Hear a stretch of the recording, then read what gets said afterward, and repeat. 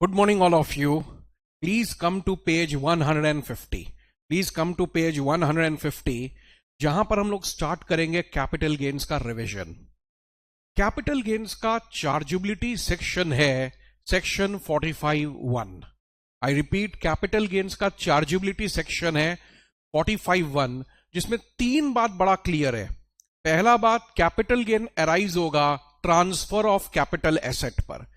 Now this is significant. Capital gain कब arise हो रहा है? ट्रांसफर ऑफ कैपिटल एसेट पर। यानी आपको एक शब्द समझना होगा कैपिटल एसेट क्या है, और दूसरा आपको समझना पड़ेगा ट्रांसफर क्या है। Matter does not and over here. यहां पर सेक्शन 45(1) क्लियरली बोल रहा है कि कैपिटल गेन उस साल टैक्सेबल है जिस साल ट्रांसफर हुआ है। When I say this, ये उस साल टैक्सेबल है जिस साल ट्रांसफर हो रहा है। इसका मतलब आप कैपिटल गेन्स में एक्रूअल बेसिस फॉलो करते हैं। आप कैपिटल गेन्स में एक्रूअल बेसिस फॉलो करते हैं। तो तीन बात ध्यान रखने का, एक कैपिटल एसेट क्या है ये आपको जानना है, दूसरा ट्रांसफर क्या है ये आपको जानना है, और तीसरा यहां का method of accounting is accrual basis. कुछ नहीं है जिसको आप अकाउंट्स में profit on sale of investment या फिक्स्ड एसेट्स बोलते हैं, यहां उसको कैपिटल गेन्स बोला गया है। कैपिटल गेन्स अराइज होता है ट्रांसफर ऑफ कैपिटल एसेट पर। कैपिटल एसेट क्या है? जितने एसेट्स आप जानते हैं वो सब कैपिटल एसेट्स हैं। मैं रिपीट करता हूं, जितने एसेट्स आप जानते हैं वो सब के सब कैपिटल एसेट है, स्पैम को छोड़कर। Stock in trade, personal movable effect, agriculture land in rural India and gold monetisation. ये चार, स्टॉक इन ट्रेड को बेचने से हमेशा बिजनेस इनकम होता है, ये कैपिटल गेन्स में नहीं जाएगा। पर्सनल मूवेबल इफेक्ट का मतलब जो एसेट हमारा पर्सनल हो और मूवेबल हो, like personal car, house hold furniture, ये आपका कैपिटल एसेट नहीं माना गया है। ठीक है सर, पर्सनल कार और हाउस होल्ड फर्नीचर को बेचने पर होगा क्या? पर्सनल कार और हाउस होल्ड फर्नीचर को बेचने पर इनकम टोटली एग्जेम्प्ट रहेगा। पर्सनल कार और हाउस होल्ड फर्नीचर को बेचने पर इनकम टोटली एग्जेम्प्ट रहेगा। एग्रीकल्चर लैंड जब अर्बन इंडिया में होगा तो वो टैक्सेबल है, लेकिन रूरल इंडिया में होगा तो वो एग्जेम्प्ट है। सर, हाउ टू डिसाइड कि एग्रीकल्चर लैंड अर्बन इंडिया में है कि रूरल इंडिया में? It is just like this. City से 2 kilometre, 8 kilometre, 6 kilometre urban area माना गया है based on level of population. City से 2 किलोमीटर, 6 किलोमीटर और 8 किलोमीटर को अर्बन इंडिया माना गया है based on level of population. जहां पर ये 2, 6 और 8 किलोमीटर क्रॉस कर जाए उसके बाद हम लोग मान लेते हैं कि ये रूरल इंडिया है। आखिरी बार, first thing is spam is not a capital asset. Spam को बेचने से कैपिटल गेन्स नहीं होगा, और कुछ भी बेचोगे कैपिटल गेन्स हो जाएगा। स्टॉक इन ट्रेड को बेचने से बिजनेस इनकम है, लेकिन बाकी तीनों में एग्जेम्प्ट है। चल, गोल्ड मोनेटाइजेशन क्या? ये एक स्कीम आया था। इस स्कीम में आप जो है गवर्नमेंट को गोल्ड देते हैं और बदले में गवर्नमेंट आपको गोल्ड सर्टिफिकेट इशू कर देता है। That is how it works. Gold monetisation exempt है, उसका इंटरेस्ट भी एग्जेम्प्ट है। This is one thing you have to remember. अब गवर्नमेंट क्या बोला? स्पैम कैपिटल एसेट नहीं है, लेकिन ज्वेलरी एंड आर्टिस्टिक वर्क जातु कैपिटल एसेट है। स्पैम कैपिटल एसेट नहीं है, लेकिन ज्वेलरी एंड आर्टिस्टिक वर्क जातु कैपिटल एसेट है। नाउ कैपिटल गेन्स अराइज कब हो रहा है? कैपिटल गेन्स अराइज हो रहा है ट्रांसफर ऑफ कैपिटल एसेट पर। ट्रांसफर वर्ड बड़ा ब्रॉड है, जिसमें सेल, एक्सचेंज, रेलिंक्विशमेंट। रेलिंक्विशमेंट मतलब कोई चीज इच्छा से सैक्रिफाइस कर देना, like surrender of tenancy right. Extinguishment of right, extinguishment of right का एग्जांपल है शेयर फॉरफीचर। इन सब पे कैपिटल गेन्स लगेगा। सब बाकी पे तो समझ में आता है, लेकिन शेयर फॉरफीचर पे कैसे लगेगा? शेयर फॉरफीचर पे लगेगा because full value of consideration will be nil, entire cost gets deducted and entire amount becomes a capital loss. Compulsory acquisition, capital asset stock में कन्वर्ट हो रहा है। कोई ऐसा ट्रांजैक्शन जिसमें प्रॉपर्टी का एंजॉयमेंट ट्रांसफर हो रहा है। प्रॉपर्टी ट्रांसफर नहीं हुआ, लेकिन उसका एंजॉयमेंट आपने दे दिया, लाइक लीज ऑफ 99 ईयर्स। ये सब ट्रांसफर के डेफिनेशन में आता है। Transfer is a very broad term, इसमें खाली सेल नहीं आता है। सेल के साथ exchange, relinquishment, extinguishment, compulsory acquisition, immovable property का एंजॉयमेंट ट्रांसफर करना, ये भी इंक्लूडेड है। You must know one thing over here, despite the fact कि ट्रांसफर ऑफ कैपिटल एसेट पे कैपिटल गेन्स लग रहा है, गिफ्ट और इनहेरिटेंस को एग्जेम्प्ट माना गया है। इट मीन्स अगर मैंने आपको एसेट गिफ्ट किया तो ये एग्जेम्प्ट ट्रांसफर है, इसमें कैपिटल गेन्स टैक्स नहीं लगेगा। Let's wait for a minute. Page 150, 151, you must revise it. पुराने बैच स्टूडेंट्स भी या जो घर में देख रहे हैं, कोई भी स्टूडेंट जहां दरकार पड़े पॉज कर दो क्लास को, but you must learn with me once.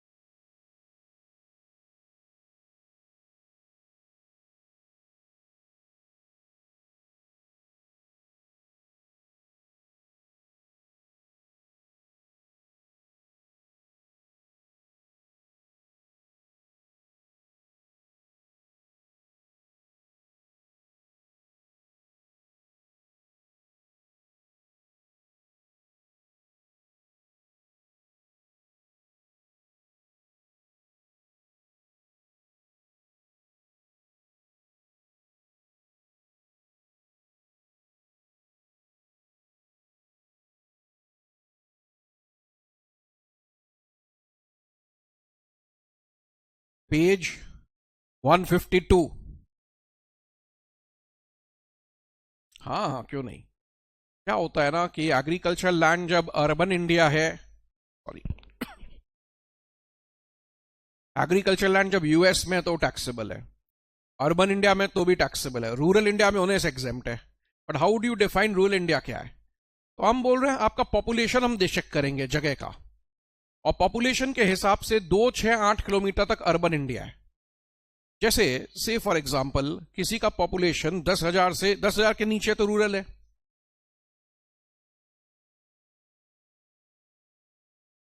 Population 10,000 से 1 लाख है, तो वो सिटी या टाउन जो भी है वो एरिया तो अर्बन एरिया है ही, वहां से 2 किलोमीटर भी अर्बन एरिया है। इससे क्या होता है, आज कोलकाता है, but now what happens is जैसे ही आप कोलकाता को क्रॉस किए, ऐसा तो नहीं होता है ना कि तुरंत एक रूरल इंडिया चालू हो गया, पूरा एकदम विलेज में ही आ गए जैसे ही क्रॉस किए। फैक्ट है कि सिटी जहां तक है वहां से 6-8 किलोमीटर तक भी एक डेवलपमेंट रहता है, धीरे धीरे इट चेंजेस नहीं। तो वो बोल रहा है, जैसे कलकत्ता पॉपुलेशन तो 10 लाख से ज्यादा है, तो Kolkata will be urban India, Kolkata से 8 किलोमीटर और अर्बन इंडिया समझा जाएगा, उसके बाद रूरल इंडिया चालू होता है। वो क्लैरिटी है इस चीज में? तो हमारा कंक्लूजन बता दो, 2 पन्ने का, स्पैम कैपिटल एसेट नहीं है, ज्वेलरी आर्टिस्टिक वर्क है, and apart from that city से 2, 6, 8 किलोमीटर अर्बन इंडिया, उसके बाहर rural India. Transfer capital gains लगता है, बट सेल, गिफ्ट और इनहेरिटेंस एग्जेम्प्ट है। Sorry, transfer of capital asset पे तो कैपिटल गेन है, लेकिन गिफ्ट इनहेरिटेंस एग्जेम्प्ट है। हमने कैपिटल गेन्स को 2 भागों में डिवाइड किया है, short term and long term. Sir, इस प्रकार का काम क्यों किया है?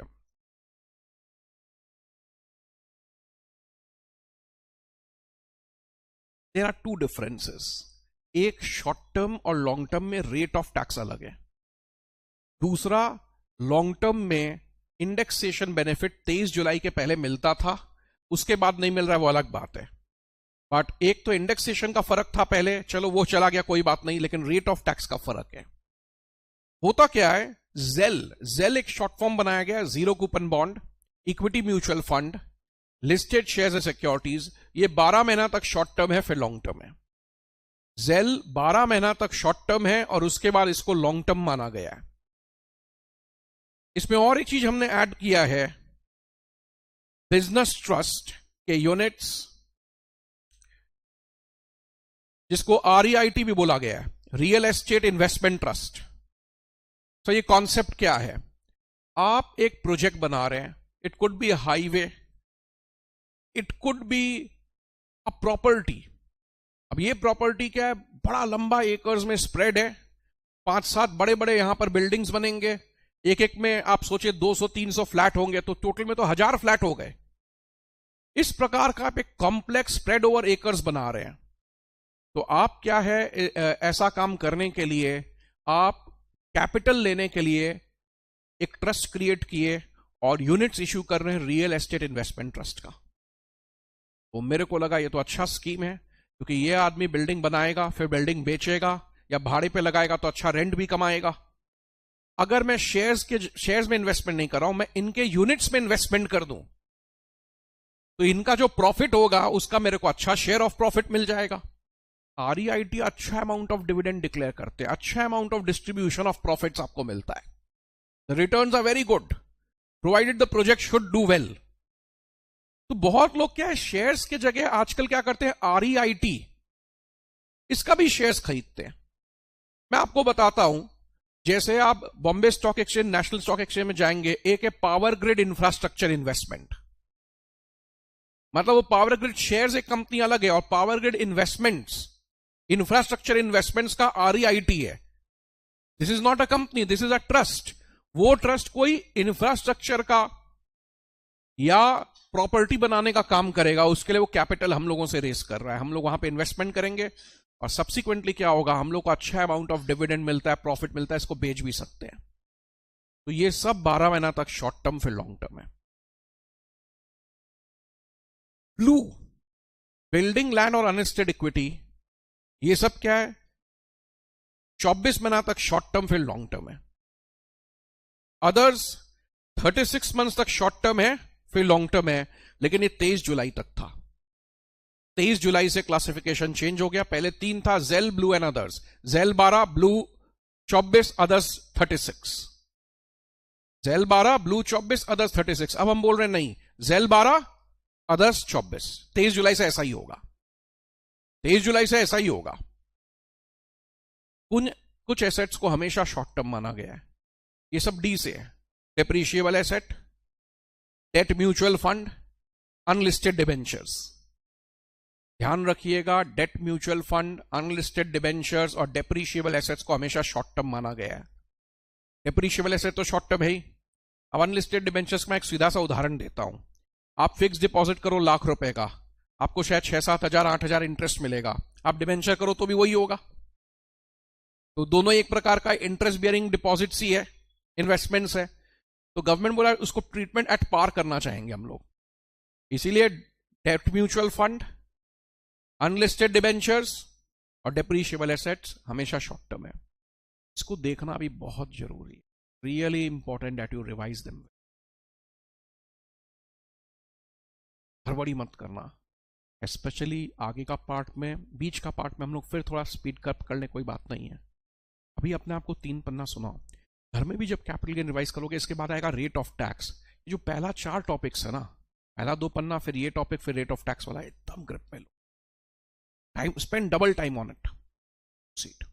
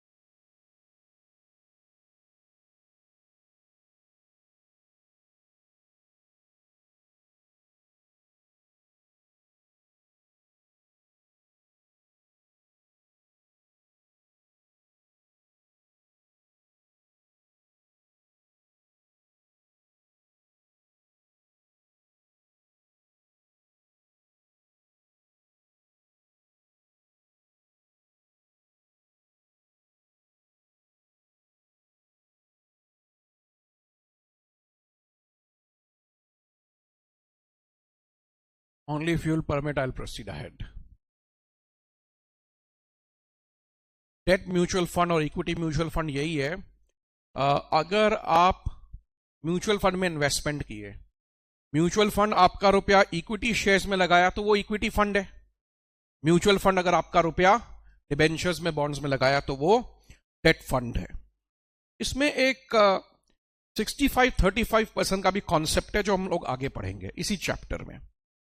अभी क्या होता है, कैपिटल गेन्स का फॉर्मूला एक फिक्स्ड है, फॉर्मेट फिक्स्ड है, फुल वैल्यू ऑफ कंसिडरेशन ऊपर आएगा, नीचे में 3 चीज माइनस होंगे, expenditure for transfer, cost of acquisition and cost of improvement. This is really important. क्या है, जो आपके जो सेलिंग एक्सपेंसेस होते हैं like brokerage on sale, they are the expenditure for transfer. Cost of acquisition हो गया जो एसेट को खरीदने में आपका कॉस्ट लगा। Now this is important. Asset को खरीदने में जो कॉस्ट लगा है वो कॉस्ट ऑफ एक्विजिशन है। इसमें खाली परचेज प्राइस नहीं आता है, इसमें स्टैम्प ड्यूटी भी आता है, इसमें आपका ब्रोकरेज ऑन परचेज भी आता है। जो जो खर्चा आप इनकर करते हैं एसेट को एक्वायर करने में वो सब आता है। एसेट खरीदने के समय का खर्चा कॉस्ट ऑफ एक्विजिशन, बेचने का समय का खर्चा एक्सपेंडिचर फॉर ट्रांसफर। स्वाभाविक बात है कि एसेट खरीदने के बाद कुछ इंप्रूवमेंट्स हो सकते हैं, लाइक एक 4 तल्ले का बिल्डिंग था, आपने और एक फ्लोर कंस्ट्रक्ट कर लिया, तो ये इंप्रूवमेंट में क्लासिफाई होते हैं। इंप्रूवमेंट का एक शर्त है, improvement has to be a capital expenditure. Improvement has to be a capital expenditure. Revenue expenditure को हम लोग इंप्रूवमेंट नहीं मानते हैं, तो सर क्या होता है, उसका कुछ नहीं होता, ये माइनस नहीं होता है।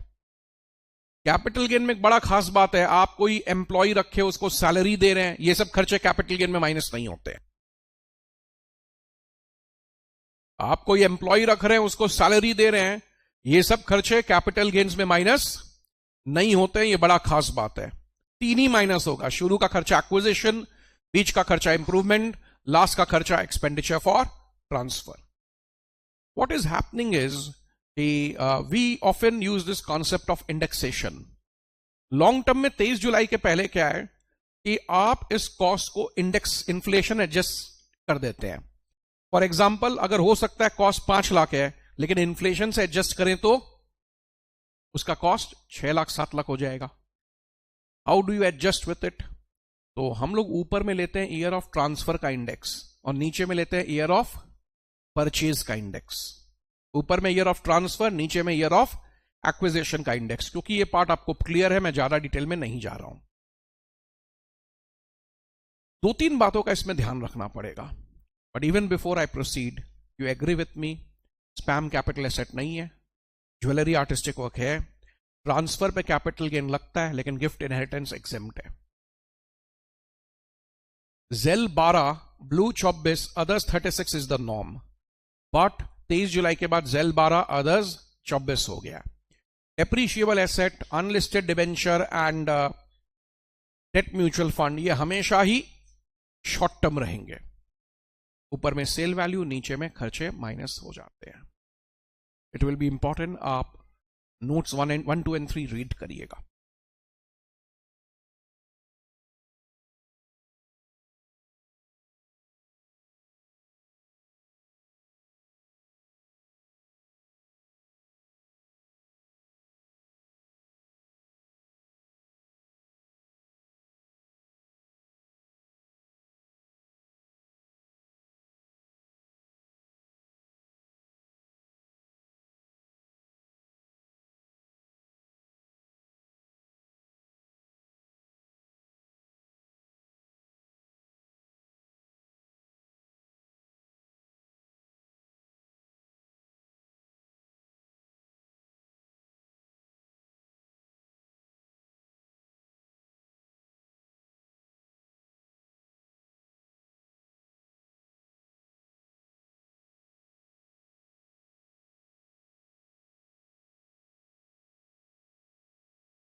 अगर आप लोन लेके हाउस प्रॉपर्टी खरीदे या कंस्ट्रक्ट किए तो नेचुरली इसका जो इंटरेस्ट है उसका बेनिफिट आप हाउस प्रॉपर्टी में ले रहे हो या उसका बेनिफिट आप चैप्टर 6A में भी लेते हो।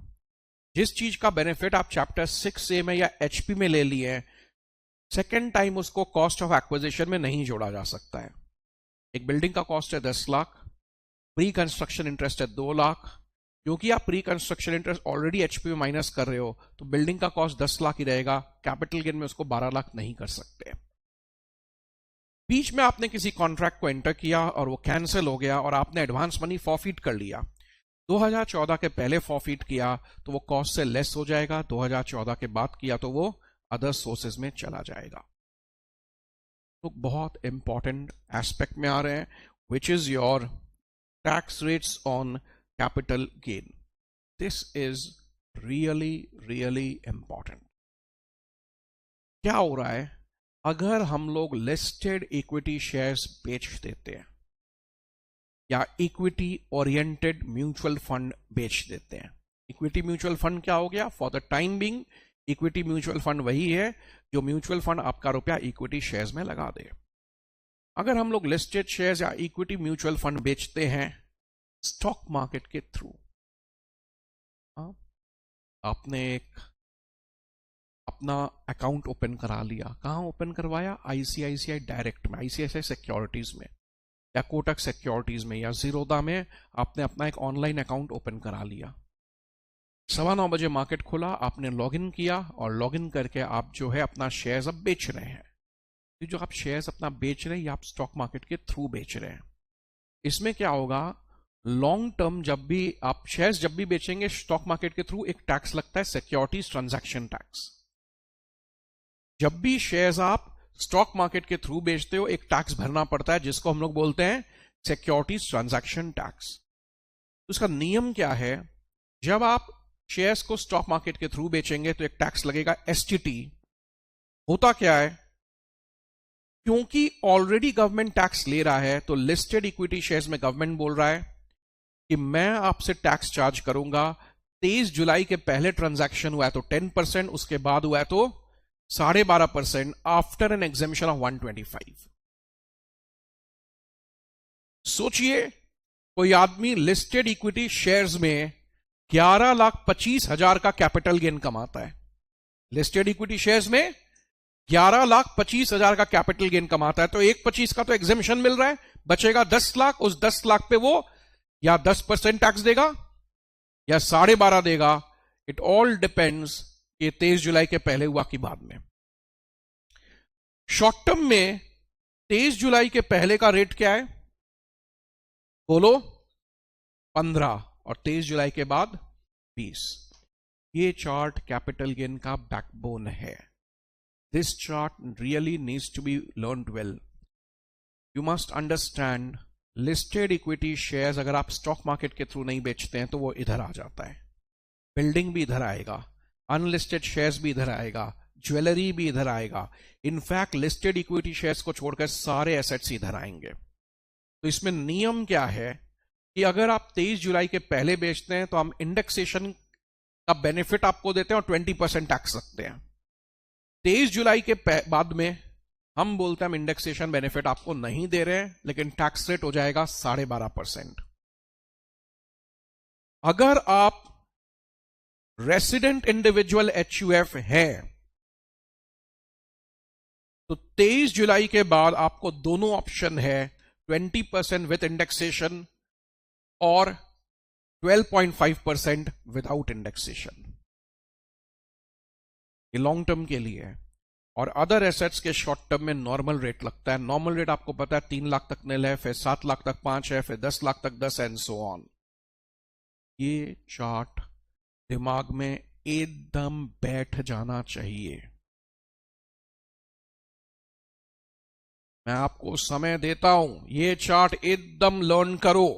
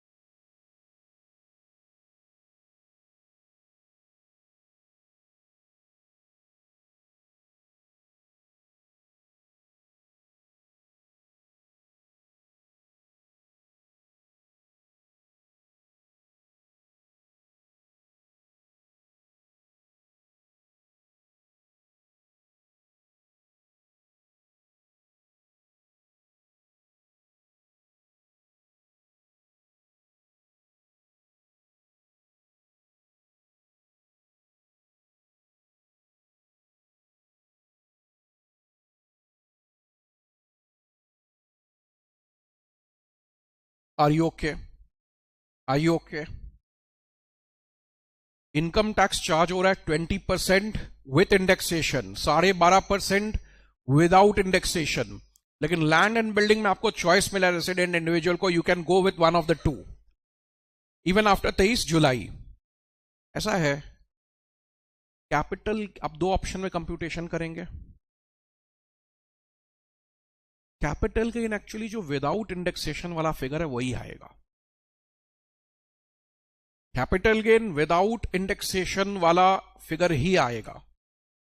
लेकिन जो टैक्स रेट होगा वो होगा 12.5% विदाउट इंडेक्सेशन या 20% with indexation, which are is more beneficial. Are you okay with this और नॉट?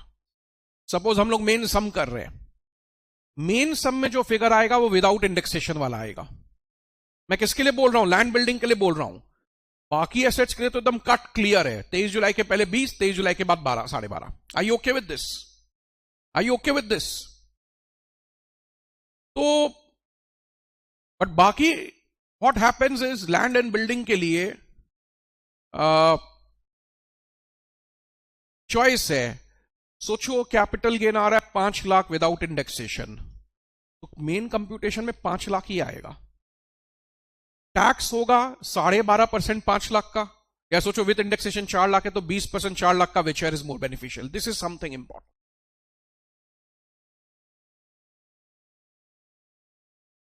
इंडेक्सेशन चालू हुआ है, जो 2001 के बाद इंडेक्सेशन चालू होता है, इसीलिए गवर्नमेंट एक बेनिफिट दे रहा है कि आप हमेशा अगर एसेट 2001 के पहले एक्वायर किए हैं तो आप ले सकते हैं हिस्टोरिकल कॉस्ट या 2001 का market price, which is higher. Market price यहां स्टैम्प ड्यूटी वैल्यू को क्रॉस नहीं करेगा। दूसरा बात, इंप्रूवमेंट 2001 के पहले का इग्नोर हो जाता है, 2001 के बाद का ही इंप्रूवमेंट लेते हैं। तो this is really important, this is really important. आपको मैं एक टास्क दे रहा हूं, go in the manner which I am saying, शुरू से पेज 157 तक अपने आप को एक क्रैश कोर्स दीजिए, शुरू से पेज 157 तक। बिकॉज ये पोर्शन अगर आपका क्लियर है ना, तो आपका आगे का टॉपिक्स अपने आप ही क्लियर हो जाएगा।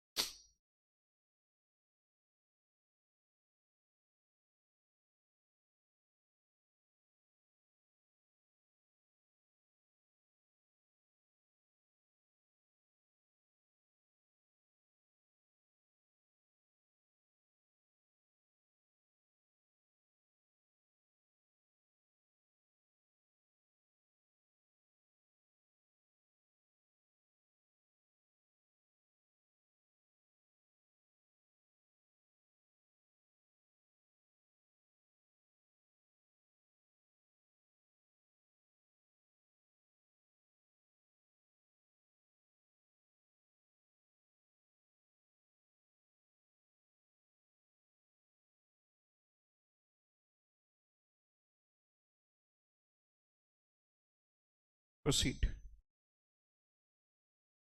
Can I proceed? What happens when you receive asset as a gift? Suppose एक एसेट का कॉस्ट है 5 लाख रुपया और वो एसेट मैंने आपको गिफ्ट किया, उस समय मार्केट प्राइस था या फेयर वैल्यू था 7 lakh. How will it play? How will it work? देखो, मेरे लिए यह हमेशा एग्जेम्प्ट होगा. मैंने एक एसेट आपको 5 लाख का गिफ्ट किया, उसका फेयर वैल्यू में भी उस दिन जिस दिन मेरा कॉस्ट था 5, लेकिन मैंने जब गिफ्ट किया तब 7 था, 7 लाख था. Does not matter, gift inheritance exempt transfer है, तो मेरे लिए हमेशा ये एग्जेम्प्ट होगा. आपके लिए क्या होगा? आपके लिए क्या होगा? कॉस्ट. एक्चुअली ये एक इश्यू है कि जब भी ये बात आता है ना कि आपके लिए कॉस्ट क्या होगा, I always get the answer कि कॉस्ट प्रीवियस होने का लिया जाएगा. इसमें क्या है, ये मैंने जब कैपिटल गेन्स कराया था उस समय अदर सोर्सेज डिस्कस नहीं हुआ था, तो मैंने एक side of story capital gain में बताया था, दूसरा side of story other sources में बताया था. तो अदर सोर्सेज में हम लोग कंप्लीट व्यू लिए थे. अगर ये 7 लाख आपके लिए टैक्सेबल हो चुका है तो आपके लिए कॉस्ट 7 लाख हो जाएगा.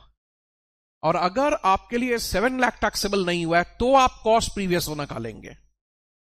जब कॉस्ट प्रीवियस होना का तो पीरियड ऑफ होल्डिंग भी प्रीवियस होना का, तो इंडेक्सेशन भी प्रीवियस होना का.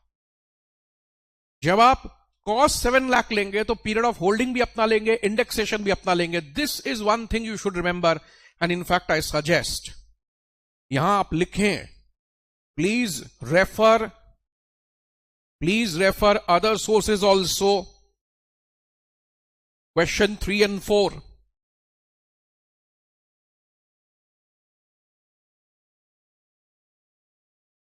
Please refer other sources also, question 3 and 4. This is really important, I'm telling you all.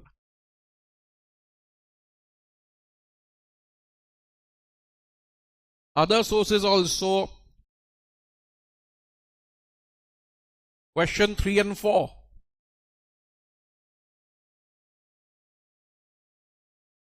Yes. ये आप ऐसा मत बोलना कि कॉस्ट प्रीवियस होना का ये डिपेंड्स. अगर आपके लिए गिफ्ट एग्जेम्प्ट, देने वाले के लिए हमेशा एग्जेम्प्ट है, हमेशा. लेने वाले के लिए एग्जेम्प्ट हो भी सकता है, नहीं भी. अगर उसको एमआरडी केसेस में मिला है तो एग्जेम्प्ट है, रिलेटिव वगैरह से मिला तो एग्जेम्प्ट है, तब वो कॉस्ट प्रीवियस होना का लेता है. लेकिन अगर उसके हाथ में पूरा अमाउंट टैक्सेबल होता है तो कॉस्ट भी उसका वही हो जाएगा. 50C is important. ये सेक्शन नंबर भी आप अलग से याद रखेंगे. सेक्शन नंबर याद रखने का लॉजिक ये है, रीजन ये है कि पेपर में बहुत बार पूछा हुआ है.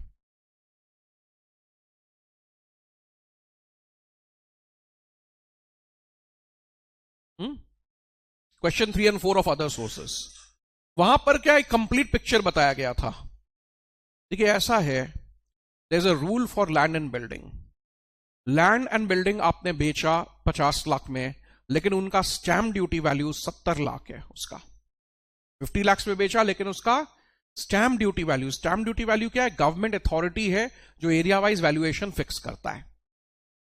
तो जो सेलर है ना, उसके लिए नियम है कि क्योंकि stamp department value selling price से ज्यादा है, वो स्टैम्प डिपार्टमेंट वैल्यू को ही कंसिडरेशन मानता है. वो स्टैम्प डिपार्टमेंट वैल्यू को ही कंसिडरेशन मानता है. अगर stamp department value sale value के 110% से ज्यादा है, यहां सेल वैल्यू 50 लाख है, इसका 110% करेंगे तो 55 लाख हो जाएगा. इसका 110% करेंगे तो 55 लाख हो जाएगा. अब 70 लाख 55 लाख से ज्यादा है, तो आप 70 लाख को कंसिडरेशन मान रहे हैं. अभी इसमें आपको एक ऑप्शन मिलता है कि आप ऑफिसर को बोल करके फेयर मार्केट वैल्यू निकलवा सकते हैं. तब फिर हम लोग लेते हैं stamp department of fair market value which is lower.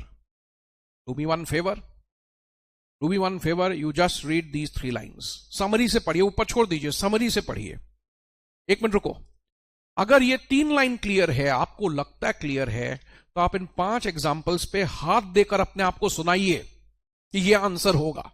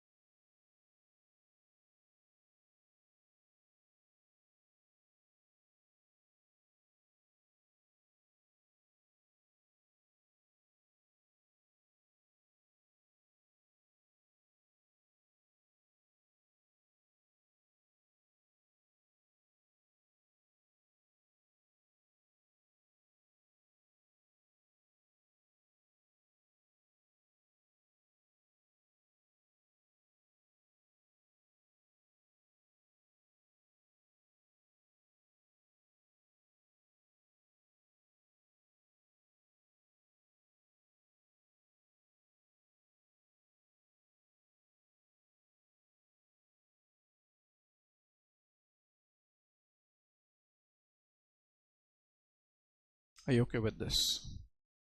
If you are okay with 5 examples, now the question arises, stamp department value किस दिन का लेंगे? क्योंकि मेरा आपके साथ एग्रीमेंट एक दिन है और आप रजिस्ट्रेशन दूसरे दिन जाके करवाए हैं, रजिस्ट्रेशन दूसरे दिन जाकर करवाए हैं. This is important. तो इसका नियम है ए, एग्रीमेंट के दिन अगर अकाउंट पे ही चेक से मिला है तो एग्रीमेंट के दिन का स्टैम्प डिपार्टमेंट वैल्यू है, नहीं तो रजिस्ट्रेशन दिन का है. Are you okay with this? Are you okay with this? Slump cell.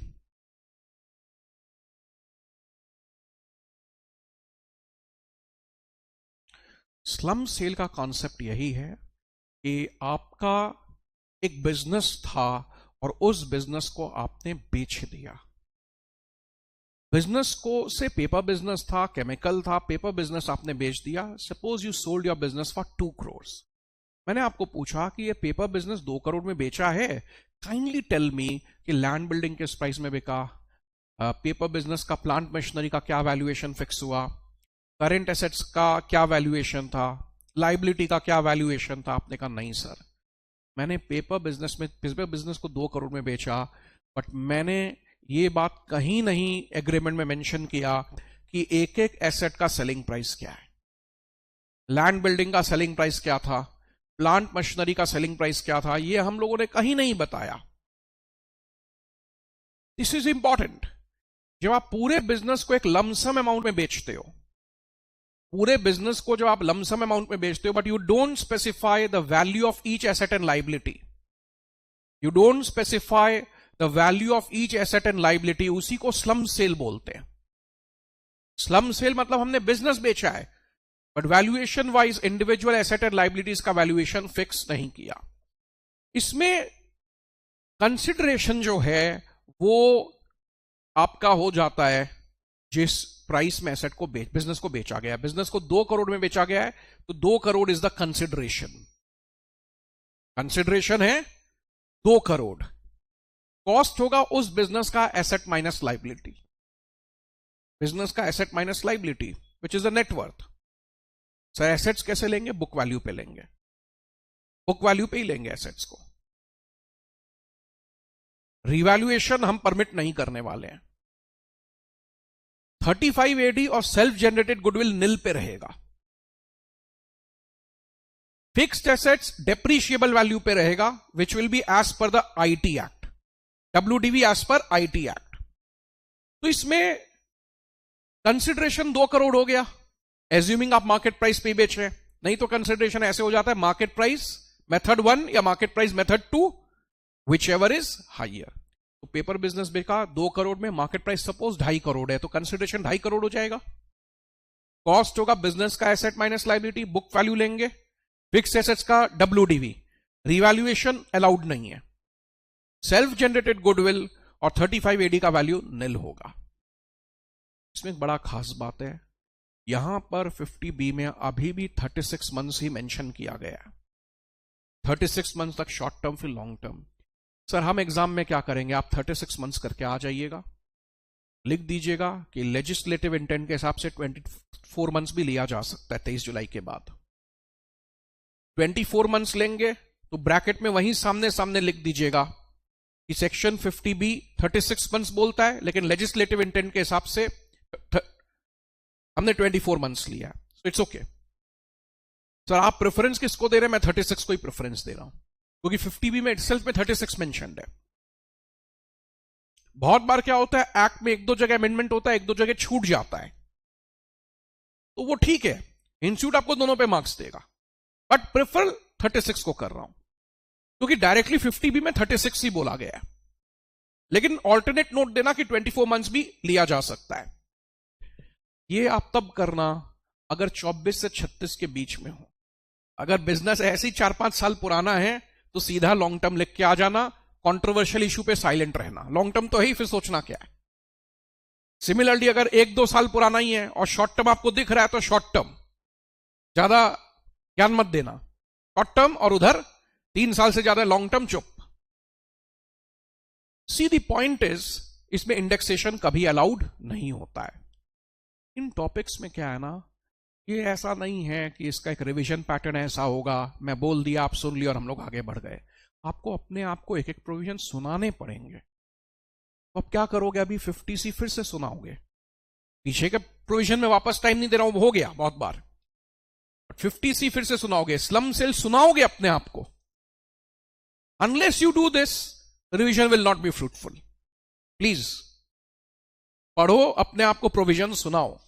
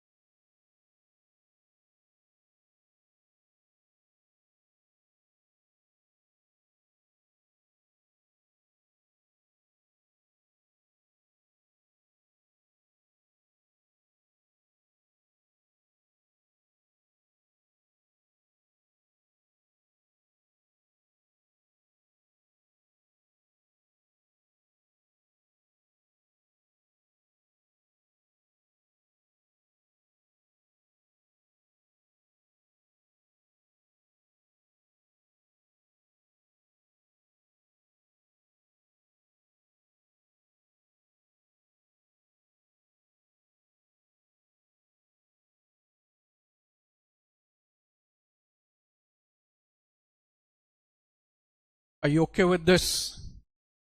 Are you okay with this? Page 163. Capital gain on receipt basis. Capital gain on receipt basis, this is important. Normally capital gain में accrual basis है, लेकिन अगर कोई asset destroy या damage होता है और उसमें इंश्योरेंस क्लेम मिलता है तो कैपिटल गेन उस साल लगता है जिस साल आपको इंश्योरेंस क्लेम मिला हो।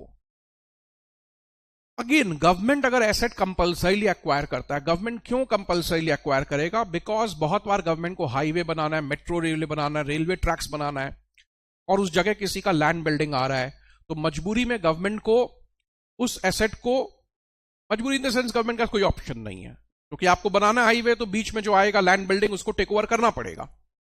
तो गवर्नमेंट को लैंड बिल्डिंग जो है कंपल्सरीली एक्वायर करना पड़ता है, और building that highway, building that railway track and etcetera. Compulsory acquisition में क्या होता है, गवर्नमेंट मान लो आपको 50 लाख कंपेंसेशन दे रहा है ना, this is your initial compensation. Government उस कंपेंसेशन को 50 से 75 कर देता है। तो जो एक्स्ट्रा 25 है वो एनहांस कंपेंसेशन है। मैं रिपीट करता हूं, जितना कंपेंसेशन गवर्नमेंट दे रहा है वो इनिशियल है, और जितना कोड बढ़ा देगा वो एनहांस्ड है। Are you okay with this? Are you okay with this? Initial compensation हमेशा टैक्सेबल होता है जब आपको पहला इंस्टॉलमेंट मिलता है, लेकिन एनहांस कंपेंसेशन टैक्सेबल होता है जैसे जैसे आपको रुपया मिलता है। आई रिपीट, गवर्नमेंट ने ऐसा कंपल्सरी एक्वायर किया। गवर्नमेंट बोला 50 लाख कंपेंसेशन है तो ये इनिशियल है। गवर्नमेंट बोला इस कंपेंसेशन को मैं बढ़ाकर 75 कर देता हूं, कोर्ट बोला सॉरी, तो वो एक्स्ट्रा 25 क्या है? एनहांस। इनके कंप्यूटेशन अलग होते हैं। इनिशियल कंपेंसेशन का अलग कंप्यूटेशन होता है, एनहांस का अलग होता है। क्योंकि आप कॉस्ट इनिशियल में ले लेते हैं, एनहांस में वापस आप कॉस्ट नहीं लेते हैं। Are you okay with this? It's important you understand please. The point is, initial compensation taxable होता है जब पहला इंस्टॉलमेंट मिला। पहला इंस्टॉलमेंट अगर 10 लाख भी मिल गया तो पूरा 50 लाख एक साथ टैक्सेबल हो जाएगा। लेकिन एनहांस टैक्सेबल होता है जैसे जैसे आपको रुपया मिले। This is important. Enhance compensation होता है जैसे जैसे आपको रुपया मिले। Now you understand this. अगर इसमें कोई इंटरेस्ट मिलता है तो वो भी रिसिट बेसिस पे टैक्सेबल होगा after a standard deduction of 50%। Are you okay? तो क्या करना है? अपने आप को सुनाना है। सर कहां से? शुरू से यहां तक। Please understand. मैं बताते जाऊंगा, आप सुन लेंगे, it will not serve your purpose. मेरे को तो 2-5 मिनट लगेगा आगे बढ़ते बढ़ते। आप एक चैप्टर हो सकता है काफी समय बात करें तो पूरा भूल गए हैं। यहीं पे अगर आप आधे घंटा 15-20 मिनट एक्स्ट्रा बैठोगे तो लर्न करके ही उठोगे। Please do this. 150 जहां से चैप्टर स्टार्ट हुआ है वहां से 163 you must learn it well.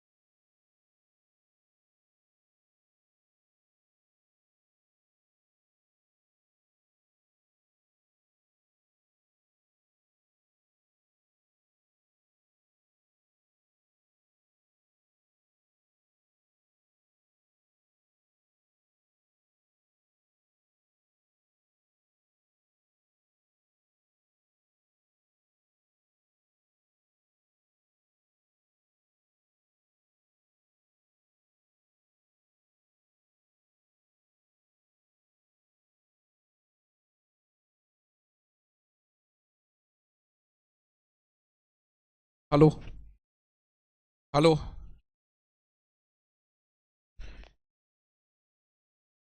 so you tell me, should I proceed? Tell me, should I proceed or not? I should proceed. Interest on enhanced compensation या interest on compensation, delay in compensation, other sources में जाता है receipt basis पर. इसमें क्योंकि standard deduction 50% है, मतलब 5 लाख का इंटरेस्ट है तो 2.5 लाख टैक्सेबल हो रहा है, इसीलिए इसमें एक्चुअल खर्चे माइनस नहीं होते हैं, लेकिन एनहांस कंपेंसेशन का लीगल एक्सपेंसेस माइनस हो सकता है. एक्सपेंडिचर फॉर ट्रांसफर बोल के यहां क्यों माइनस नहीं होता है? क्योंकि यहां स्टैंडर्ड डिडक्शन है, लेकिन वहां नहीं मिलता एनहांस कंपेंसेशन में. एनहांस कंपेंसेशन में तो खर्चे डिडक्शन मिलते नहीं है, इसलिए वहां माइनस हो जाता है. सपोज आप कोर्ट में गए, एनहांस कंपेंसेशन के लिए ₹1,00,000 खर्चा हुआ और इंटरेस्ट का क्लेम करने के लिए भी ₹1,00,000 खर्चा हुआ. इंटरेस्ट कितना मिला? 4 लाख. तो ये तो 50% स्टैंडर्ड डिडक्शन ले रहे हो, तो 2 लाख का डिडक्शन मिल रहा है ना, तो लीगल एक्सपेंसेस ₹1,00,000 का यहां माइनस नहीं होगा. लेकिन एनहांस कंपेंसेशन के लिए भी ₹1,00,000 खर्चा हुआ, वो माइनस हो जाता है. ये क्या है? ये इनटैंजिबल एसेट्स हैं. इन इनटैंजिबल एसेट्स का सिंपल सा रूल है, इसका कॉस्ट को निल ही पकड़ा जाएगा. अगर आपने परचेज किया तो परचेज प्राइस, नहीं तो सेल्फ जनरेटेड है तो निल. ठीक है ना? गुडविल, ट्रेडमार्क, ये सब का क्या नियम है? अगर आप परचेज किए तो purchase price is the cost, purchase नहीं किए तो cost is the nil which is the self generated. अगर हम लोग कैपिटल एसेट को स्टॉक में कन्वर्ट करते हैं तो जब तक वो कैपिटल एसेट था वहां तक कैपिटल गेन है, उसके आगे का प्रॉफिट स्टॉक इन ट्रेड है. स्टॉक को कैपिटल एसेट में करते हैं तो जब तक वो स्टॉक इन ट्रेड है वहां तक का प्रॉफिट बिजनेस इनकम है, उसके आगे का कैपिटल गेन है. मैं मानता हूं ये बहुत इजी टॉपिक्स हैं, इसमें आगे बढ़ा जा सकता है. दोनों में इनटेंजिबल का कॉस्ट क्या है? परचेज करोगे तो परचेज प्राइस, नहीं तो निल.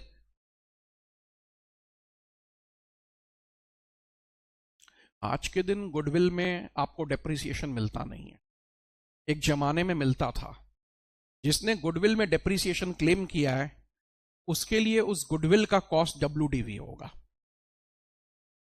ठीक है? Only if you say I will proceed, because conceptually इन सब में क्या, सम्स तो आपको प्रैक्टिस करने पड़ेंगे, but conceptually these are really simple. एक जन का लैंड है और एक जन का बिल्डिंग है. मेरे को एक बार कमिट करोगे, कंफर्म करोगे, 150 से 163 तक रिवाइज किया था, है ना? क्या होगा घर में? कुछ नहीं, आप भी पढ़ोगे घर में तो हो जाएगा, बट मे बी घर में आप रिकैपिचुलेट करने के लिए ज्यादा टाइम लोगे. यहां एक बार कॉन्सेप्ट भी सुन लिए और लर्निंग का जो 5-7 मिनट का विंडो है ना, उससे एक चैप्टर तैयार हो जाता. तो क्या इससे हम लोग का मार्क्स उठ जाएगा? मार्क्स आपके राइटिंग स्किल पर है. मार्क्स आपके राइटिंग स्किल पर है. आपको कितना ज्ञान है ये मैटर नहीं करता है. आपका बैटिंग स्किल एक्चुअल में एप्लीकेशन वाइज कैसा है, वैसे ही आपका क्रिकेट में परफॉर्मेंस होगा. Same thing holds good over. So always do lots of writing practice. अभी कुछ समय जो बचा है, मेरा आपसे रिक्वेस्ट है, सोशल मीडिया से, फोन से मिनिमम टच रखें. Some sacrifices you make, build your results, build your career. This is the time to build your career, and then you can do those things. क्योंकि routine आपके दिमाग में हमेशा randomly चलेगा, मैं क्या करूं, कैसे करूं, क्या करूं. Always better to have a routine कि आज मेरे को ये काम करने. ऑलवेज हैव अ रूटीन, आज मेरे को ये काम करने हैं. मॉर्निंग में उठकर रूटीन बना लो. रूटीन ऐसा हो कि पर डे 2-3 सब्जेक्ट्स तो आप करो. जब आप 2-3-4 सब्जेक्ट्स पर डे करते हो तो आपके लिए लंबा आवर्स स्टडी का पॉसिबल होता है. Are you getting my point? एक सब्जेक्ट को आप 15 घंटा, 12 घंटा, 13 घंटा नहीं पढ़ सकते हैं, बट 3-4 सब्जेक्ट्स करोगे तो पढ़ सकते हैं. हैव अ मिक्स, उसमें थोड़ा राइटिंग का भी एम्फेसिस दो. सब्जेक्ट अच्छा आपको लगता है, that is not the point. Subject के सारे चैप्टर स्ट्रांग होंगे तब मार्क्स मिलेगा. एक चैप्टर को आप 10 बार पढ़ लिए, एक चैप्टर को 1 या 2 बार ही पढ़े, तो आपका नंबर इफेक्टिवली जितना आना चाहिए उतना नहीं आएगा. मैंने बहुत बार देखा, I know these things I have been repeating, but repeat का पर्पस है कि वो मेहनत फ्रूटफुल हो. बहुत बार मैंने देखा है जीएसटी में supply chargeability, time value of supply बहुत स्ट्रांग है. ई इनवॉइसिंग और पीछे के ई वे बिल और etcetera, some chapters are very weak, it does not work well in the exam hall.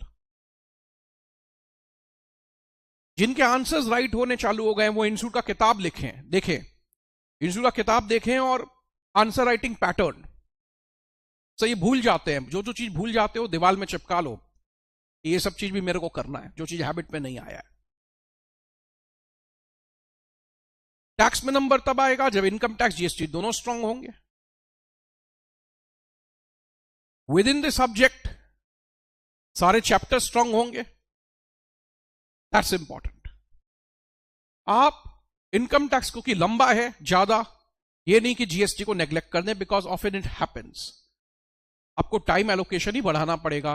Tax को 200 नंबर का पेपर मान के उतना टाइम इन्वेस्ट करिए, देन इट परफॉर्म्स वेल। एक जन का जब लैंड होता है और दूसरे जन का बिल्डिंग होता है तो उसको बोला जाता है joint development agreement. This is important. Joint development agreement में लैंड ओनर ने लैंड ट्रांसफर कर दिया, बदले में उसको डेवलपमेंट राइट्स ट्रांसफर कर दिया। बदले में उसको मिला क्या? बदले में उसको मिला 4 फ्लैट नए प्रोजेक्ट का, जिसका वैल्यू मिलाकर 1 करोड़ है, और मॉनिटरी कंसिडरेशन मिला 1 करोड़, तो फुल वैल्यू ऑफ कंसिडरेशन होगा 2 crore. Monetary plus non monetary, monetary तो ठीक ही है, नॉन मॉनिटरी होता है जब उसको आप कन्वर्ट करते हो।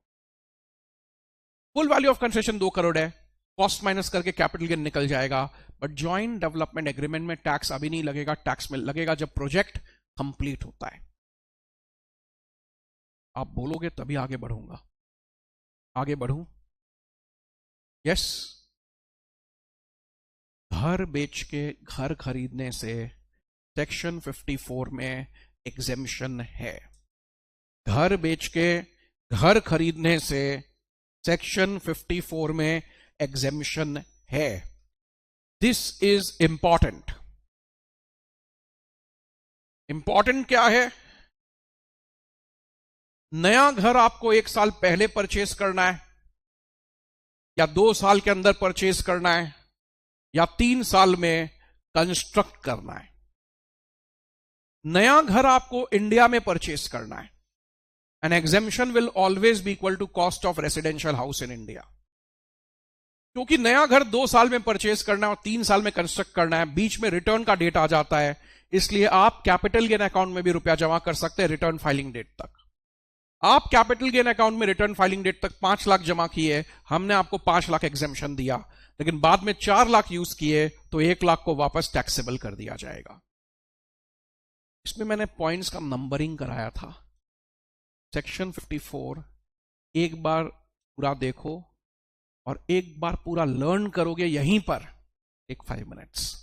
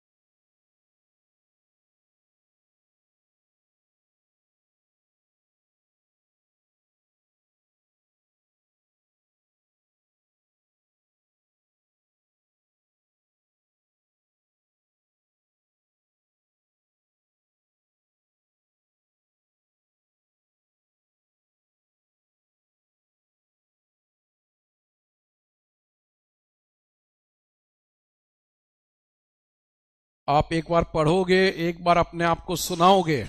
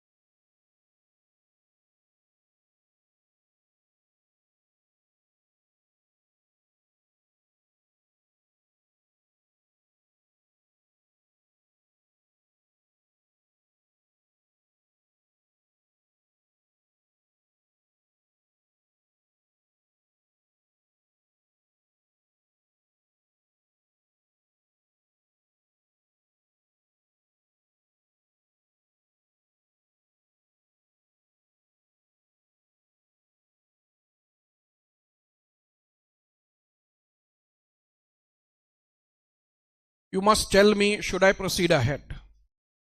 इसमें एक ही घर में आपको एग्जेम्पशन मिलता है। Once in a lifetime आप 2 घर में ले सकते हैं जब कैपिटल गेन 2 करोड़ क्रॉस न करे।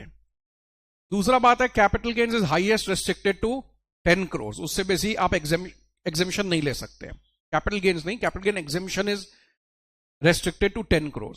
सपोज 12 करोड़ का कोई आदमी घर खरीदता है तो हम मानेंगे उसने 10 करोड़ का ही खरीदा है। नया एसेट आप 3 साल के अंदर बेचेंगे तो एग्जेम्पशन गेट्स कैंसल्ड। ये एग्जेम्पशन डायरेक्टली कैंसिल नहीं होता है, नया घर के कॉस्ट से हम लोग एग्जेम्पशन लेस कर देते हैं। और इसमें एक आखिरी बात है, आखिरी बात यही है कि आप घर खरीदें फिर आप कैसे यूज करें आपका चॉइस है, गवर्नमेंट को उससे कोई फर्क नहीं। खुद रहे, लेट आउट करे, it should be residential house, या अपने रिलेटिव को दे दे रहने के लिए। ये लॉन्ग टर्म में ही एग्जेम्पशन है, ये एग्जेम्पशन शॉर्ट टर्म में नहीं मिलेगा। लेकिन 54B और 54D 2 ऐसे सेक्शन हैं जो लॉन्ग टर्म शॉर्ट टर्म दोनों में मिलते हैं। 54B एंड D 2 ऐसे सेक्शन हैं जो लॉन्ग टर्म और शॉर्ट टर्म दोनों में मिलते हैं। अभी क्या है कि जो एग्रीकल्चर लैंड आप बेचेंगे वो हमेशा अर्बन एरिया में हो, जो खरीदेंगे वो कहीं पर भी हो सकता है। डायरेक्टली लॉ ये नहीं बोलता है कि अर्बन एरिया का एग्रीकल्चर लैंड आपको बेचना होगा, लेकिन रूरल इंडिया का एग्रीकल्चर लैंड कैपिटल एसेट ही नहीं है, तो वहां कैपिटल गेन होना नहीं है, इसलिए मैंने उसको सिंप्लीफाई करके बोला। जो बेचेंगे वो अर्बन एरिया में हो, जो खरीदेंगे वो कहीं पे भी हो सकता है। तो you get exemption if you purchase new agriculture land with in 2 years। तो घर बेच के घर खरीदने से 54, एग्रीकल्चर लैंड बेच के एग्रीकल्चर लैंड खरीदने से 54B। लैंड बिल्डिंग बेच के national highway, rural electrification, power finance corporation, ये सब बॉन्ड्स खरीदने से 50 लाख रुपए का एग्जेम्पशन है, हाईएस्ट 50 लाख है। मे बी आप अगर कम अमाउंट इन्वेस्ट करते हैं तो कम मिलेगा, उसमें कोई बात नहीं है। And it has to be purchase within a period of 6 months। Please proceed.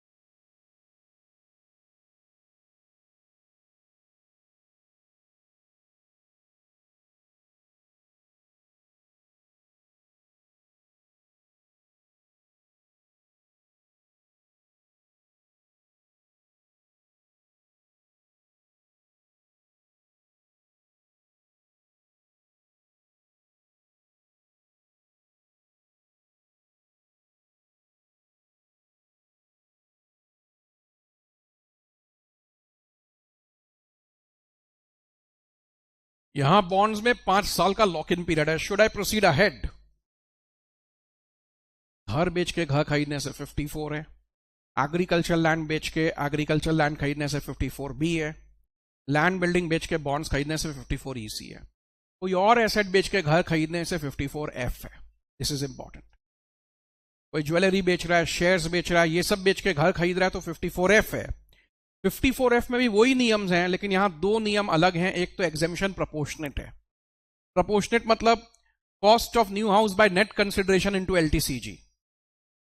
दूसरा यहां एक कॉन्सेप्ट है one old house plus one new house. पुराना घर दो है तो एग्जेम्पशन मिलेगा नहीं, नया घर दो है तो भी मिला हुआ एग्जेम्पशन कैंसल हो जाएगा। राइट? क्या करना है सर? आप 54 से 54F तक पूरा लर्न करके अपने आप को सुनाइए। Please do this, please do this.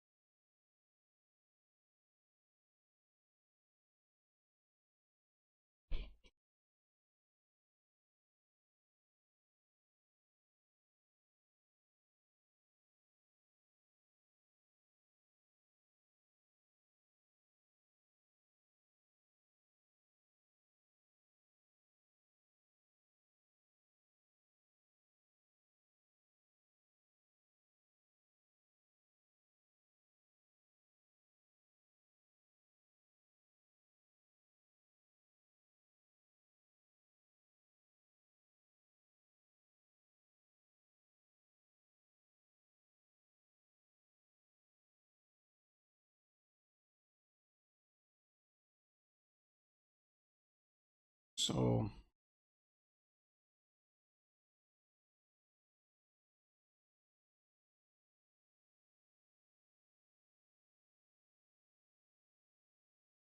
you tell me if it's okay or not.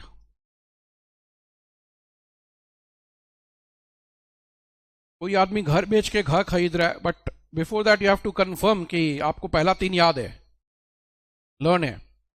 कोई आदमी घर बेच के घर खरीद रहा है तो उसको 54 मिल रहा है, ज्वेलरी बेच रहा है, शेयर्स बेच रहा है, ये सब बेच के घर खरीद रहा है, उसको 54F मिलेगा लॉन्ग टर्म में ही, ऑफकोर्स शॉर्ट टर्म में नहीं। अब क्या हो रहा है, बेसिकली घर खरीदने पर हम एग्जेम्पशन दे रहे हैं। जो घर बेच के घर खरीद रहा है 54, जो ज्वेलरी शेयर्स बेच के घर खरीद रहा है 54F। इसमें क्या एग्जेम्पशन प्रोपोर्शनेट है, cost of new house by net consideration into LTCG. दूसरा बात क्या है, इसमें एक नियम है, पुराना घर आपके पास एक हो, मान लो किसी के पास पहले से 2-3 घर है, वो 54F नहीं क्लेम कर पाएगा। आपको नया घर भी एक ही परचेस करना है, अगर आप 2-3 नया घर परचेस कर लेते हो तो मिला हुआ एग्जेम्पशन कैंसिल हो जाएगा। That is how it works. ठीक है? 54D, गवर्नमेंट ने अगर फैक्ट्री लैंड बिल्डिंग जबरदस्ती एक्वायर किया, कैसे एक्वायर किया जबरदस्ती? गवर्नमेंट का कहीं हाईवे बन रहा था, उसी जगह आपका फैक्ट्री था, तो गवर्नमेंट बोला ये फैक्ट्री एक्वायर करना पड़ रहा है, आप किसी दूसरे जगह अपना फैक्ट्री बैठा लो, तो आपने भी उस रुपए से 3 साल के अंदर नया फैक्ट्री बैठा लिया, तो you get exemption equal to the cost of new factory land and building.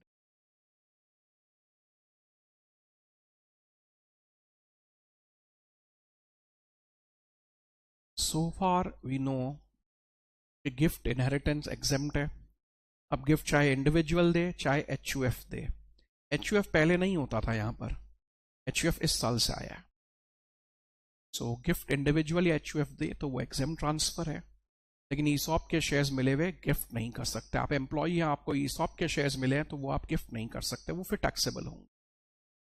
अभी क्या हमने कुछ नियम निकाला है, और भी एग्जेम्प्ट ट्रांसफर होंगे। कंपनी अगर लिक्विडेशन में या HUF अपने पार्टीशन में एसेट देता है तो वो एग्जेम्प्ट है। A और B पढ़ो, बोल्ड लाइंस क्या बोल रहा है वो भी बताना।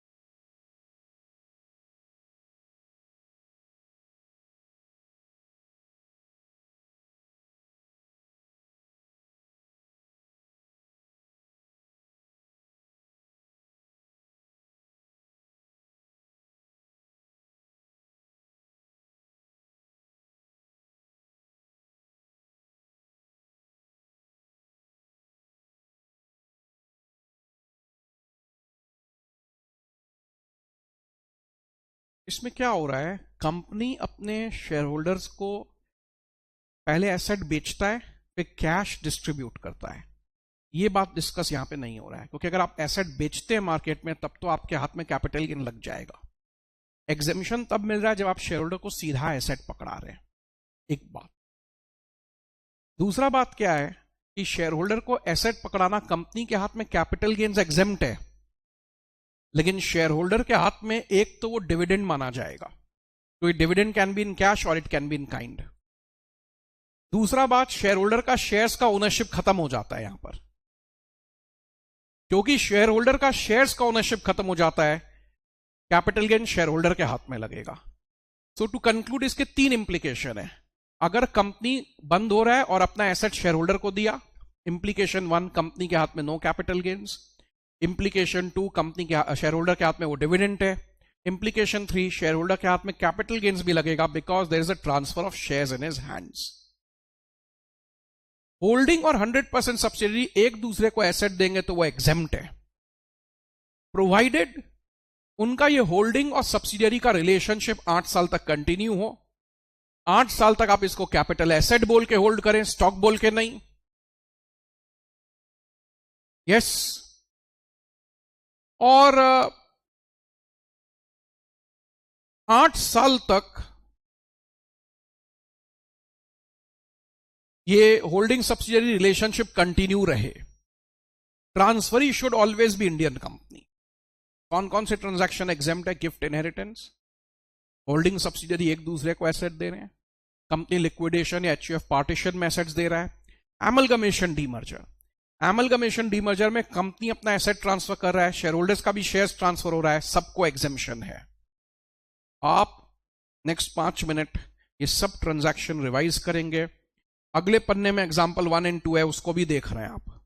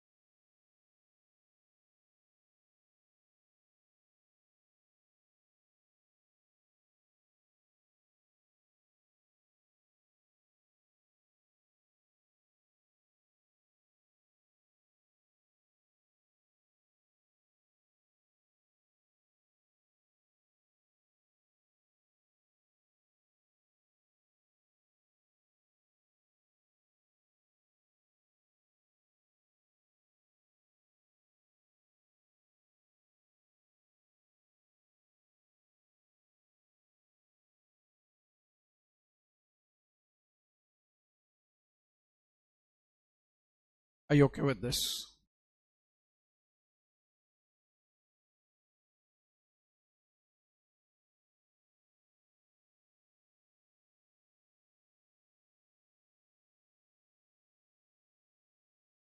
एक्चुअली क्या होता है, जितना पार्ट रिजर्व से होता है उतना डिविडेंड होता है, बैलेंस ही कैपिटल गेन का कंसिडरेशन बनता है। Double taxation, drawing, work of art वगैरह अगर आप बेचते हैं तो वो टैक्सेबल है, लेकिन अगर आप नेशनल म्यूजियम में देते हैं तो एग्जेम्प्ट है। हो सकता है आप शेयर्स को ही लोन में दे दिए, स्टॉक लेंडिंग जिसको बोलते हैं। इसका स्टॉक लेंडिंग का कॉन्सेप्ट डिटेल में समझाया हुआ है पहले, ये भी एग्जेम्प्ट ट्रांसफर है। भले ही गोल्ड मोनेटाइजेशन एग्जेम्प्ट हो, गोल्ड मोनेटाइजेशन एग्जेम्प्ट हो, sovereign gold bonds normally taxable है। जब आप गोल्ड देके गोल्ड सर्टिफिकेट लेते हैं वो मोनेटाइजेशन है। जब आप गोल्ड देकर सॉवरेन गोल्ड रुपया देके बॉन्ड्स खरीदते हैं तो वो सॉवरेन गोल्ड बॉन्ड्स है। सॉवरेन गोल्ड बॉन्ड का इंटरेस्ट टैक्सेबल है, आप मार्केट में बेचेंगे तब टैक्सेबल है। इसका खाली कैपिटल गेन एग्जेम्प्ट होगा, वो भी इंडिविजुअल मार्केट में नहीं बेच रहा है, डायरेक्टली आरबीआई रिडेम्पशन कर रहा है तब। ठीक है, आप सी फॉर एग्जांपल कुछ सॉवरेन गोल्ड बॉन्ड्स खरीदे 100 ग्राम्स का गोल्ड जितना, सॉवरेन गोल्ड बॉन्ड्स खरीदे, इंटरेस्ट आया टैक्सेबल। 50 ग्राम्स मार्केट में बेच दिया, कैपिटल गेन टैक्सेबल। 50 ग्राम्स का जो सॉवरेन गोल्ड बॉन्ड था वो आप आरबीआई का रिडेम्पशन के लिए वेट किए, दैट इज एक्सेम्प्ट। ये एक 2 पॉइंट इंपॉर्टेंट है, आप देख लीजिएगा। बाकी 5 और 6 डिबेंचर्स मार्केट में बेचोगे टैक्सेबल है, प्रेफरेंस शेयर्स मार्केट में बेचोगे टैक्सेबल है, रिडीम करवाओगे टैक्सेबल है। लेकिन जब डिबेंचर्स और प्रेफरेंस शेयर्स इक्विटी शेयर्स में कन्वर्ट होता है तब वो कन्वर्जन एग्जेम्प्ट है, उसमें कन्वर्जन पे टैक्स नहीं लगता है। जब इक्विटी शेयर्स बेचते हैं तब टैक्स लगता है। डिबेंचर्स था मार्केट में बेच दिया टैक्सेबल, रिडीम हो गया टैक्सेबल, द प्रॉफिट एलिमेंट। लेकिन आपका वो डिबेंचर्स इक्विटी शेयर्स में कन्वर्ट हो गया, टैक्स नहीं लगेगा। जब इक्विटी शेयर्स बेचोगे तब लगेगा।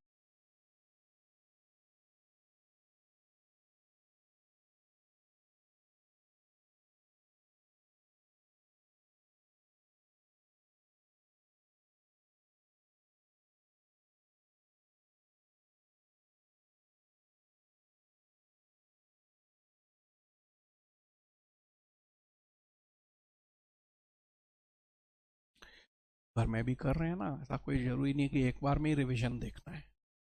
जब आपको लगे कि टायरिंग एग्जॉस्टिंग हो गया, या आपको लगता है कि पीछे का आपको एक रिकैपिचुलेट करना है पहले जरूरी है, आप हो सकता है सोचे यहीं तक का वीडियो देखे, यहीं तक का वीडियो देख के पूरा कंठस्थ कर ली, फिर सेकेंड हाफ का वीडियो देख के सेकेंड वाला पार्ट, है ना।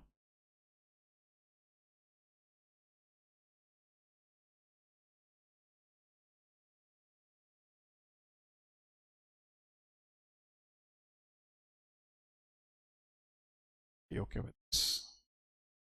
सी तो ठीक है, पीरियड ऑफ होल्डिंग कैसे कैलकुलेट करेंगे। एग्रीकल्चर लैंड अर्बन इंडिया का हमेशा टैक्सेबल है, आप एग्जेम्पशन ले सकते हैं। रूरल इंडिया का हमेशा एग्जेम्प्ट है, अर्बन इंडिया का आप बेचेंगे तो टैक्सेबल है, 54B का एग्जेम्पशन जरूर ले सकते हैं। लेकिन agriculture land in urban India अगर गवर्नमेंट एक्वायर कर ले तब वो एग्जेम्प्ट हो जाए। एक फार्मर है, उसका रूरल एरिया में एग्रीकल्चर लैंड है, एनीवेज एग्जेम्प्ट है जब बेचेगा, या कंपल्सरी एक्विजिशन कुछ भी हो। लेकिन आपका एक एग्रीकल्चर लैंड अर्बन एरिया में है, आप बेचेंगे तो टैक्सेबल है, गवर्नमेंट एक्वायर करेगा तो एग्जेम्प्ट है।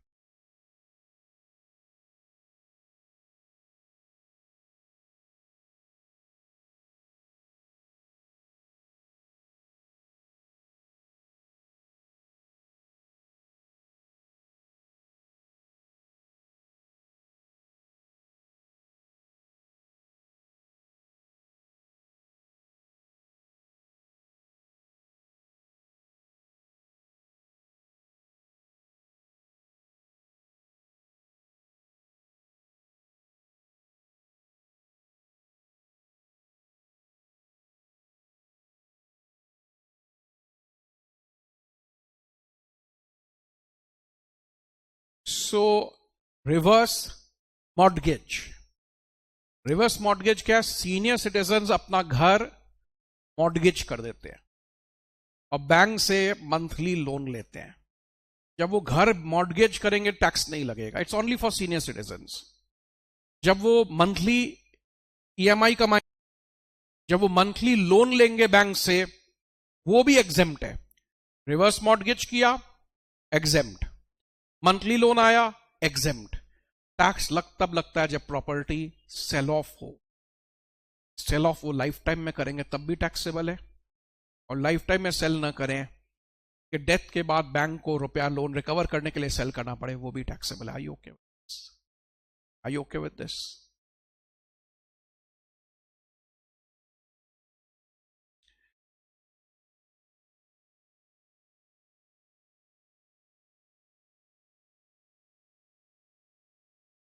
मार्केट वैल्यू हमेशा एसएससी को ही निकालना पड़ता है। डिपार्टमेंट सिर्फ वेरिफिकेशन करता है। कुछ केसेस में वेरिफिकेशन के लिए वो वैल्यूएशन ऑफिसर को तुरंत भेज देता है, और कुछ केसेस में 25 या 15% का गैप हो तब भेजता है। बट अल्टीमेटली इसमें क्या है, आपको वैल्यूएशन करना है, ऑफिसर का काम खाली वेरिफिकेशन है। अगर ऑफिसर सेटिस्फाइड नहीं है आपके वैल्यूएशन से, तो डिपार्टमेंट का एक वैल्यूएशन ऑफिसर है जिसको वो मार्केट प्राइस निकालने के लिए भेज देता है। We are moving to something very important. I want your consent to move.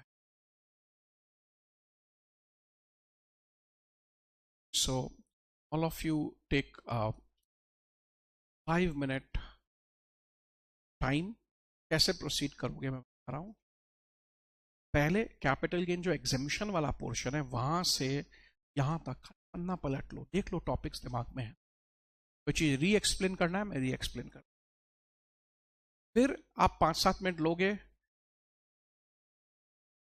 पहले 5-7 मिनट इतना करो।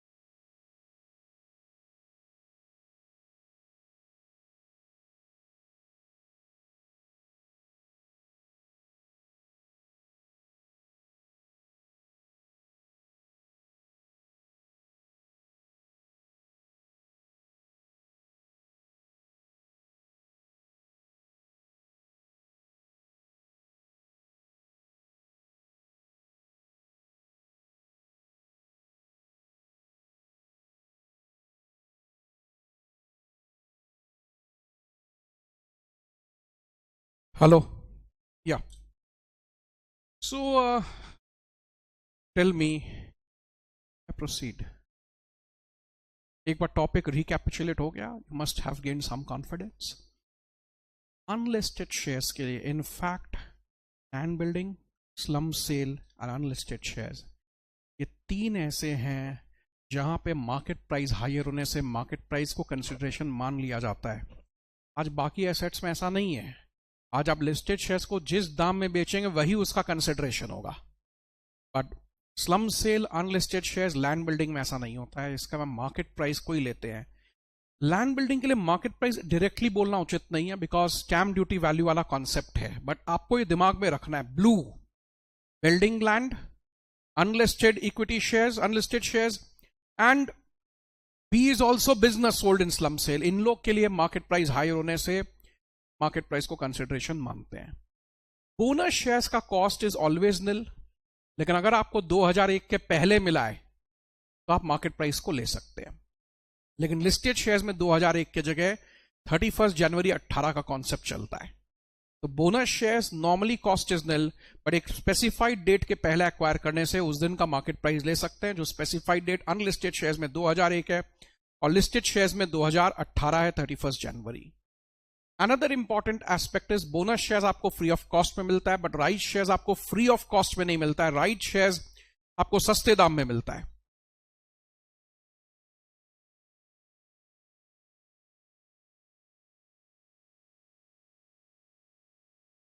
हजार शेयर आपके पास था, बोनस शेयर्स आपको 1000 मिल गया, तो now that is free of cost what you have received. But right shares आपको 1000 शेयर आपके पास था, 1000 शेयर्स कंपनी और दे रहा है, बट ये फ्री में नहीं मिलेगा. मे बी मार्केट प्राइस 800 है, 200 में आपको मिल जाएगा. आपके लिए कॉस्ट 200 होगा, लेकिन अगर आप इस फॉर्म को किसी को बेच देते हैं तो उसके लिए कॉस्ट 250 हो जाएगा. 50 फॉर्म का और 200 रुपया शेयर्स का. ये तीन कॉन्सेप्ट आप थोड़ा सा देख लें.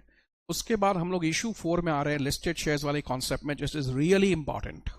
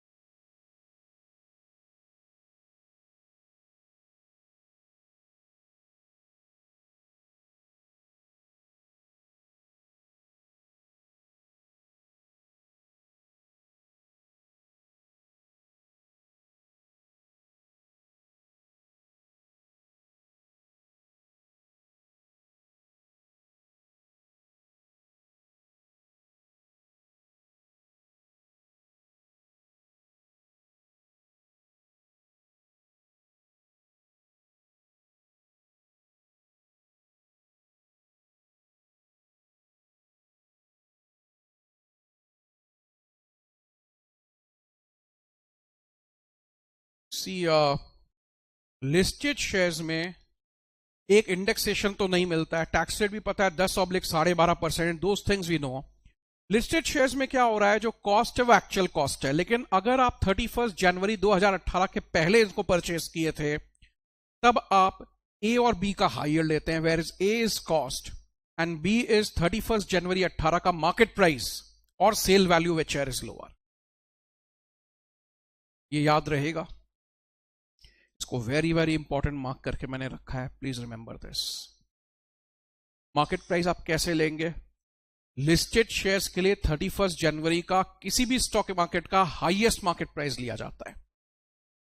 ईसॉप में एवरेजिंग आप करते हो, लेकिन यहां हाईएस्ट होता है. यानी 31 जनवरी में या आप बॉम्बे स्टॉक मार्केट ले लो या नेशनल कोई भी ले लो, लेकिन जिसका हाईएस्ट मार्केट प्राइस है. अगर इक्विटी फंड अनलिस्टेड है तो नेट एसेट वैल्यू ऑन 31 जनवरी.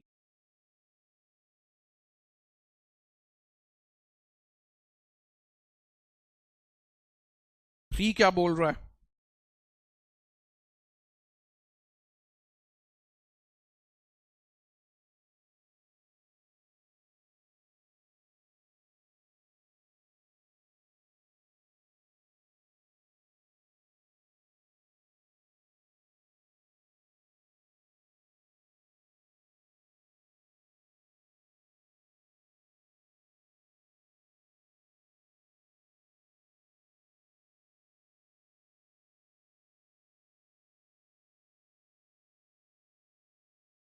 बहुत बार क्या होता है, शेयर्स 31 जनवरी तक लिस्टेड नहीं था लेकिन बाद में लिस्टेड हुआ, मतलब जब आप शेयर बेच रहे थे तब जाके लिस्टेड हो गया।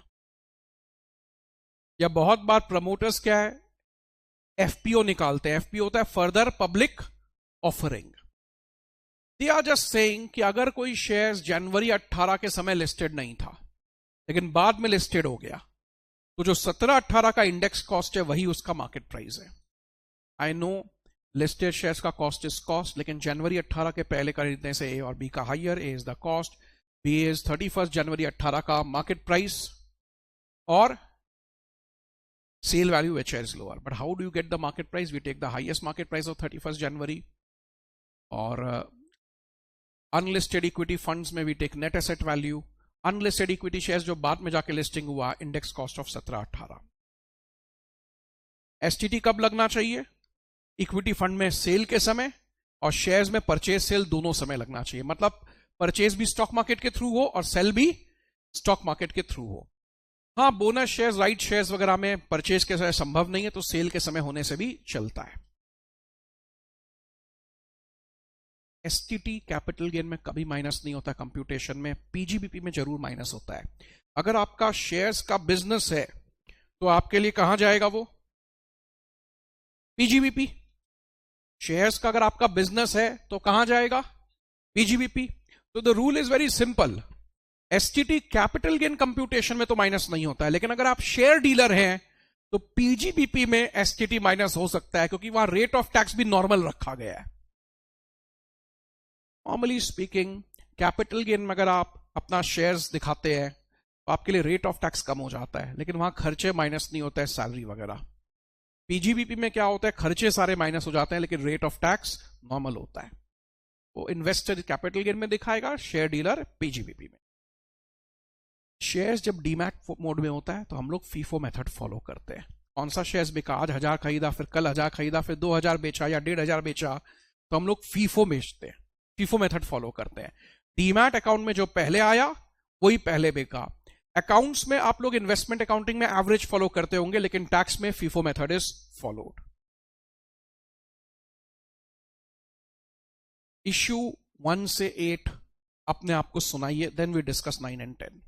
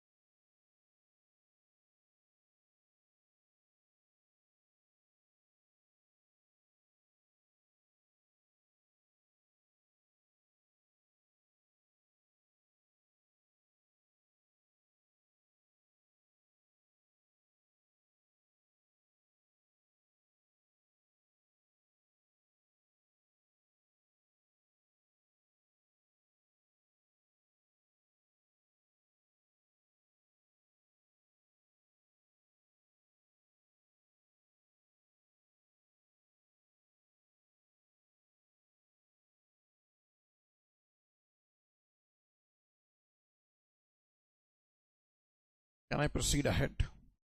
Can I proceed ahead? So, ESOP. ESOP का शेयर 1000 रुपए का शेयर आपको 200 रुपए में मिला तो 800 इज द परक्विसिट वैल्यू। 1000 रुपए का शेयर 200 में मिला तो 800 इज द परक्विसिट वैल्यू। लेकिन जब आप उन शेयर्स को 1500 में बेचेंगे तो कैपिटल गेन 500 रुपया होगा। Are you okay with this?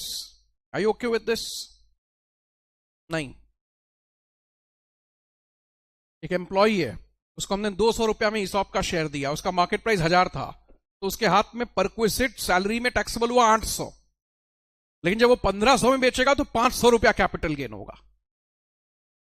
क्योंकि 1000 माइनस 200 तो आप ऑलरेडी सैलरी में डाल दिए। Date mutual fund, unlisted bonds and debentures.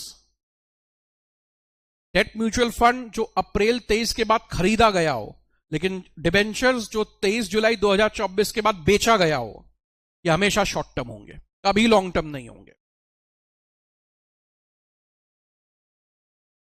बात इक्विटी फंड हम लोग उसी को बोलते हैं जिसमें 65% इक्विटी में इन्वेस्टमेंट हो, तो आप देख लेंगे वो सब। यहां पर हम लोग का कैपिटल गेन्स का रिवीजन कंप्लीट होता है। 2 मिनट ले लेता हूं। स्पैम कैपिटल एसेट नहीं है, ज्वेलरी आर्टिस्टिक वर्क है। सेल 12, ब्लू 24, अदर्स 36, लेकिन अब हो गया sale 12, others 24। D for depreciable, D for debenture, D for debt mutual fund, always short term. Listed share में 10, 12.5, 15, 20, बाकी में with indexation 20, without indexation 12.5, but land building में resident individual को चॉइस है। कैपिटल गेन में विदाउट इंडेक्सेशन वाला figure आएगा, लेकिन टैक्स में you can compute with 2 options. Short term, how does it work? The normal rate of tax.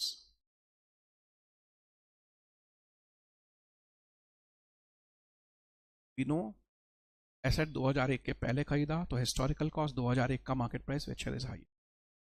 Slum sale में, land building में स्टैम्प सेलिंग से ज्यादा 110% स्टैम्प, बाद में stamp market price which is low. Slump sale में market price is the consideration, cost is asset minus liability. मैं भूमि का जो ओवरऑल जिस्ट है वो बता रहा हूं, पॉइंट्स अंदर में काफी है। इंश्योरेंस क्लेम और कंपल्सरी एक्विजिशन में cash basis. Intangible assets purchase किया तो परचेज प्राइस सेल्फ जनरेटेड है तो निल। जब तक कैपिटल एसेट है कैपिटल गेन, स्टॉक बन गया business income and vice versa. Consideration is joint development में मॉनेटरी प्लस नॉन मॉनेटरी का जो वैल्यू है। घर बेच के घर खरीदा 54, एग्रीकल्चर लैंड बेच के एग्रीकल्चर लैंड खरीदा B, लैंड बिल्डिंग बेच के बॉन्ड्स खरीदा EC, 50 लाख उसमें हाईएस्ट लिमिट है, एंड कुछ और बेच के लैंड बिल्डिंग कुछ और बेच के रेसिडेंशियल हाउस खरीदा तो 54 है। लिक्विडेशन में डिस्ट्रीब्यूशन, शेयर का partition, gift inheritance, amalgamation, demerger, debenture to equity shares, redemption of sovereign gold bonds in the hands of individual are exempt transfer. Reverse mortgage में मॉर्गेज के समय या मंथली लोन के समय टैक्स नहीं लगेगा, टैक्स लगेगा जब आप बेचते हो। इक्विटी शेयर्स में it's simple that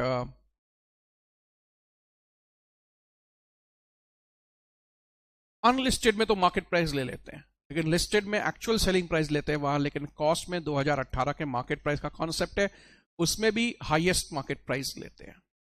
STT capital gain computation minus नहीं होता है। म्यूचुअल फंड में एसटीटी लगना चाहिए सेल के समय, लेकिन शेयर्स में परचेज सेल दोनों समय। ठीक है ना? Thank you all of.